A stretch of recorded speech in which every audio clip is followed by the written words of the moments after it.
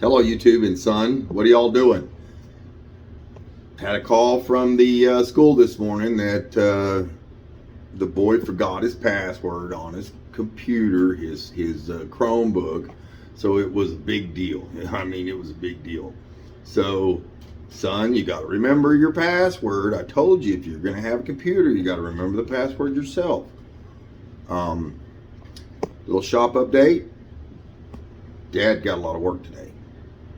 It's tough. It's tough running a machine shop by yourself. It's tough getting help. It's just stop and start, because you can't ever get out and make those sales calls like you need to. There's times I want to just quit, go get a good job at a big company, or I used to work someplace like that. Benefits, insurance, vision, Delta. I can't do it. I got responsibilities of my boy every other week. That's number one for me, is being a dad. And when I started this shop about 9 years ago, I was single.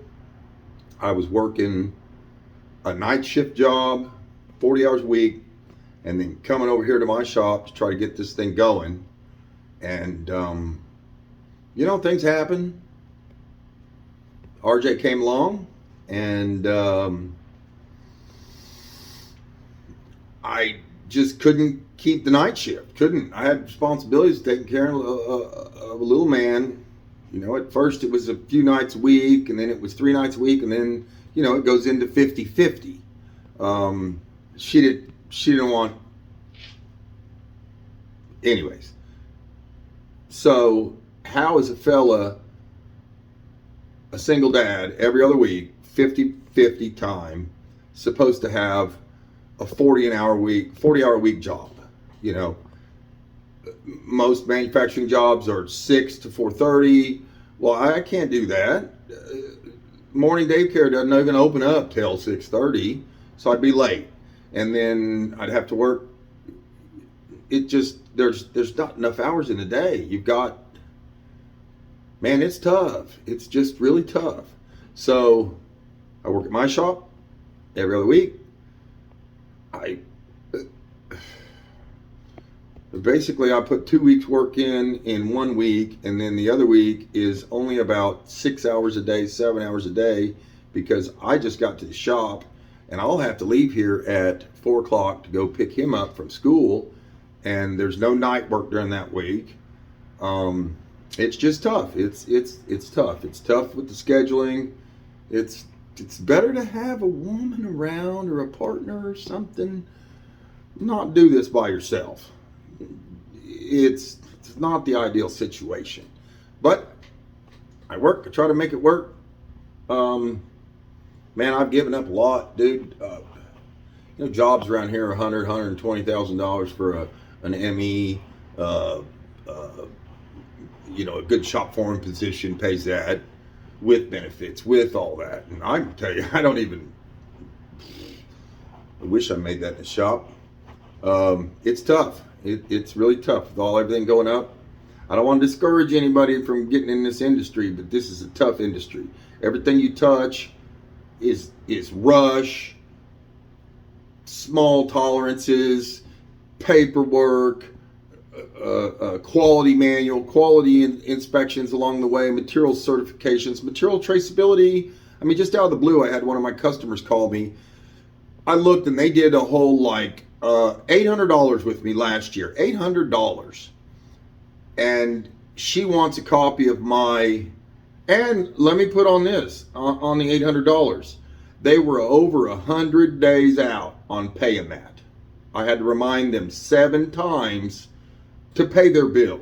So they called me and wanting a quality questionnaire filled out. I don't have time to fill out a quality questionnaire for $800 worth of work for a week. So what I'm going to do is I'm going to tell them, because of their past payment history, to just take me off their vendor list. It was just some little, I didn't even make any money on the job. I think it was $580 worth of material, and like $800 was the final bill.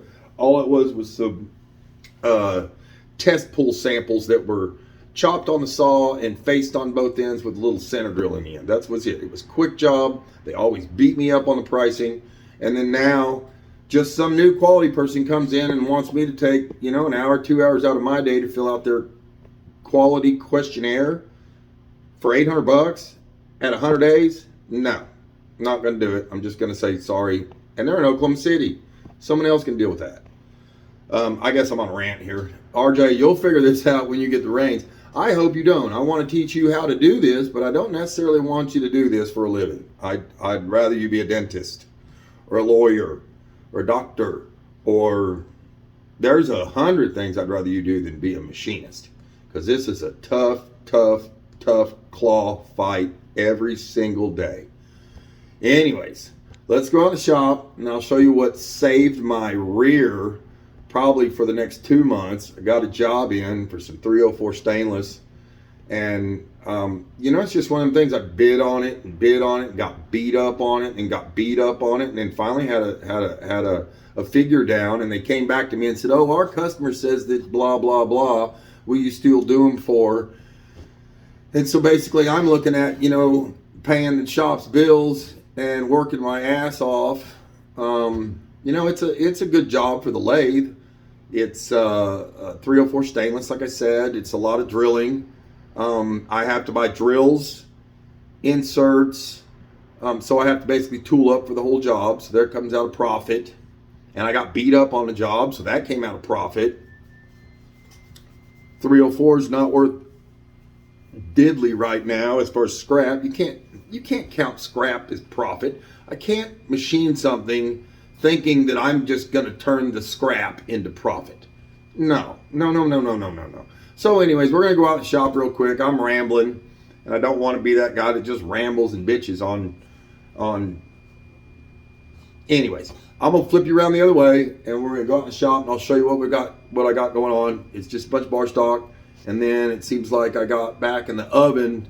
I powder coated a sign yesterday, and it didn't get enough white on it, so you can cheat and heat it back up again and then put some more on it. It's called hot flocking. I'm probably going to do that. And so let's do a little shop tour. Oh, by the way, Sunshine's running awesome. Running good. So I'm going to go that way with you. Bye-bye. Okay, so these are the stainless chunks that get done. Going to do some drilling in the end. Little small turn. But that's what saved my rear this month. That job coming in. Oh, my goodness. So I've got it set up on the saw. Saw stop. I added it up. It's about, I got to get a 5/6 tooth saw blade. I got a fine saw blade in there now, which is taking a little bit longer than it probably should. But I got to change saw blade. These are taking right at 2.5 minutes to saw. So I've got 200 pieces. So that'll take a little while. All right, back in the back, and we'll finish this tour of February 7th. 2023. I did finish up all of the cutting for that to cover the front of that building that I showed. This is all cut and deburred, and I'll just say, buy once, cry once. Don't buy crappy tools. That plaza table, and I hate it. It's made money, but it is the biggest turd. I can run it. I couldn't put anybody else on it, but it is what it is. It did all right. Sometimes it doesn't cut through. Sometimes you got to go back in Mach 3 and redo a section. It does okay. I mean, the cut's okay. Once you get good consumables in there and let it rock. It does not have torch height control, so you have to watch it and adjust the Z. What I do is I just reach in there on that coupler as it's cutting, and I'll turn that a little bit, left for up, right for down. And on like 3/16 plate, it's a little bit flatter than if you would run like 14 gauge on here or 12 gauge. 12 gauge is going to start going everywhere. And I can't cut a whole sheet of 12 gauge. I can't nest and cut a whole sheet. But I could do that on a 4x8 sheet if I babysit it. It's not something you're just gonna turn on and go. I'm not even going to mention the name of the table. It was bought on Amazon, or not on Amazon, on Facebook Marketplace. The guy's here in Oklahoma, and I'm not even going to mention, not going to talk bad about it. It's made its money. I've had it like 5 years, but I want a new one, but that's down the road. I don't like getting loans. I like buying stuff. So over here is that sign. I got bacon out. So you can see it didn't quite get as white.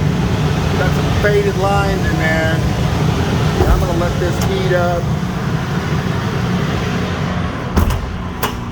Let it heat up there to 200 degrees Celsius for about 5 minutes, and then I'm gonna go back over there and put some more white on it.